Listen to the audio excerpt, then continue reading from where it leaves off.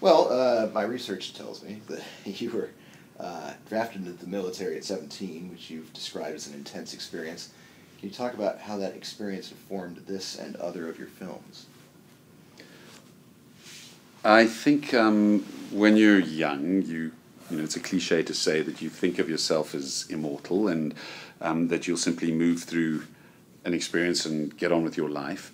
And of course, that isn't the case. For many people in the military, it's a defining moment.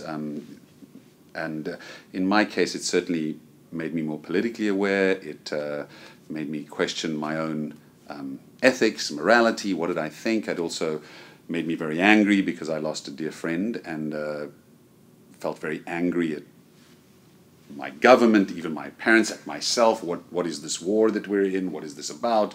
How come there are CIA guys here on our side? And Africa, there was a battle for the resources of Africa during the so-called Cold War, and the Soviets were backing certain revolutionary movements, and the United States was backing others, and it was really messy.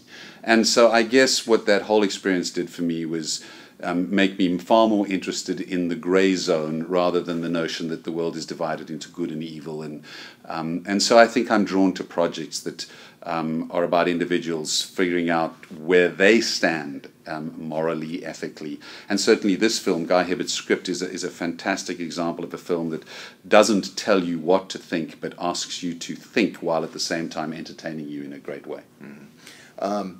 In striking that balance of keeping the film in the gray zone, were there any tweaks to the script or particular choices in the editing room that you made specifically to keep that balance, maintain that balance? One thing that helped me, I hope, draw an audience in is I asked Guy if I could change the character played by Helen Mirren from being a man. It was originally written for a male actor to being played by a woman. And the reason I wanted to do that was twofold. One, I thought that Helen Mirren is the most fabulous actor, and she was the right actor for this role because she's steely and intelligent and focused and just a formidable force. There's some great moments in the movie where she intimidates the young lawyer who's sort of a head and shoulders taller than her, and she does it with such ease and power. But I also wanted to I didn't want this to be a film about men waging war. I wanted women involved in this conversation about modern drone warfare. What does it mean from a policy point of view, from an ethical point of view? And so by casting Helen in the film, it balanced out the film. There are men and women in the film in positions of authority having a genuine dialogue about what to do in a difficult situation. And so hopefully the question of gender is not at the forefront, the question of what would you as a human being do in this circumstance. And apart from that, Helen just brings she's such a great performer and really brings so much to the film. Mm-hmm. Can you talk about developing your aesthetic for the film? What were your instincts for the visual approach? Well, that's a great question. A film like this, where you're in a situation where characters find themselves in relatively small spaces, underground in bunkers, confined to ground control stations as drone pilots, in rooms in Whitehall, in Cobra offices in London. There's a lot of people in confined spaces, and it's very easy for the film to become a sort of talking heads movie. And so the question from a visual filmmaking point of view was how to introduce as much movement, as much energy into the film in a way that was still realistic. So on a very simple staging thing, just for fun, I asked my production designer, Johnny Breer, to design the set for Helen where it would be slightly deeper, where her desk would be deep back in the room so she could get up from her desk and walk across the room and stand in front of those big screens and walk away and express herself physically rather than being stuck behind a desk as a talking head, which would be very TV movie. And then, of course, it's more theatrical. Yeah, well, it gives the actors an opportunity to express themselves in a more physical way instead of being stuck in a close-up endlessly. Now, obviously, with a character like Aaron Paul, who is stuck in a close-up because he's confined inside, there you play up the claustrophobia of that ground control station. And you also play with lenses that get tight eye lines. At one moment, I actually have him looking right into the lens, so that the drama is his face, and you make the most of that. You don't apologize for it. And then, of course, we're fortunate to have Barkhad Abdi up above ground, as it were, with certain sequences where he's chased and runs, and we get a lot of movement outdoors from that. So the challenge in this movie was how to keep the intensity going, the tension going, while at the same time honoring the complex arguments that the film raises. So hopefully the audience is engaged in an exciting thriller, and they also are left with a great deal to talk about. Mm-hmm. I'd be remiss if I didn't ask specifically about Alan Rickman, speaking of all these great actors. Yeah.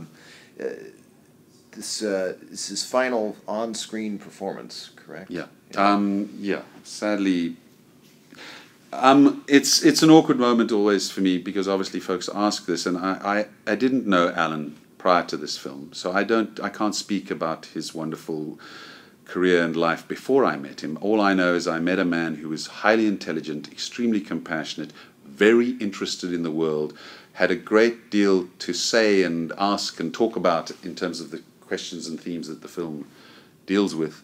And I wish he was here to talk to you about what he thought. But he is an actor who is able to deliver incredible moments of both emotional truth and humor. So the character that he plays in this film is a general, and you can imagine that the general could very easily be played in a rather boring way. He's caught between politicians and his commander, played by Helen Mirren, and he's just trying to get an answer out of the politicians so the operation can go ahead. And you could easily have somebody just getting grumpy, and, well, Alan just brings so much more than that to this part. He makes you laugh at moments when the film is extremely tense, but not because he plays it in a slapstick way, but because he just gives the most subtle twist to a line, which introduces an edge of sarcasm, and it allows you to release so much of the tension you're feeling. But he doesn't in any way detract from that tension. In fact, he enhances it, because his frustration is so profoundly human. I just wish he was here to talk about the film rather than me talking about him talking about it. You told me earlier that your father actually taught you probably the best lesson about acting. You've acted yourself. Can you recount that story? Oh, yes. You asked which actor have I learned the most from, and I know you wanted me to say Harrison Ford or Sir Ben Kingsley or Helen Mirren or Alan Rickman, all of whom have taught me so much and been amazing, and I've been lucky to work with those actors. But ironically, my dad was an actor when he was young, and when I was young, I did a lot of theatre and worked as an actor for a period of time. But when I was very young, even if I was doing the school play, I remember my dad would have me rehearse it on the little stairs in the living room, and I remember he used to just say, "Gavin, don't act, be, go and do it again." And then he would say, "Your job, this is not about you. You are here representing another human being. Get your ego out of the way and honor this person and represent them with humility and with truth." And I think that if you watch a performance like Alan Rickman's, he never comments on the character he's playing. And the same with Helen. Great actors honor the character that they're playing. Some bad actors will sort of play a character, but they're always slightly giving you the wink. I'm not really like this bad guy. He's the bad guy. And no, you need to honor that character. And I'm very proud of the performances in this film. Not only, by the way, from the great well-known actors. I think that the work that the Somali actors, many of whom have never acted before, do in this film. The young Aisha Takao, the 9-year-old girl, her parents played by her father, for example, played by Arman Hajio. Arman is a refugee from Somalia who walked across half the continent of Africa to get to Cape Town after his brother was shot by Al-Shabaab. These folks have real stories, and so they bring that emotional truth, and all I had to do was rehearse them into the world of film. But they are real, grounded human beings, and they therefore are not acting when they access that emotion. They're accessing something they truly understand. And I think that their performances easily hold up with the great, more famous actors, such as Helen and Alan.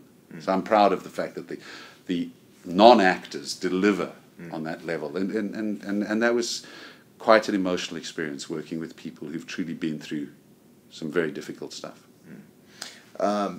this film struck me as being in your wheelhouse. So I asked if you see yourself as a political filmmaker. I'm certainly drawn to stories that where characters are struggling to define their own morality and find their own moral compass. There's no doubt about that. I'm always nervous of being a political filmmaker because it sounds like you're pushing a particular point of view. What I think is great about this film is that, and Guy's script, is that it doesn't tell its audience what to think. It presents them with a situation that is complex, complicated. Many arguments are made by different characters with different points of view, and you as an audience are a bit like a jury. You're left wondering what you think and not being told what to think. And hopefully you've been well entertained along the way. It's an edge-of-your-seat thriller that hopefully leaves you with something to talk about. Well, you've done that for us today. Thank you very much. Thank you very much. Great to chat to you.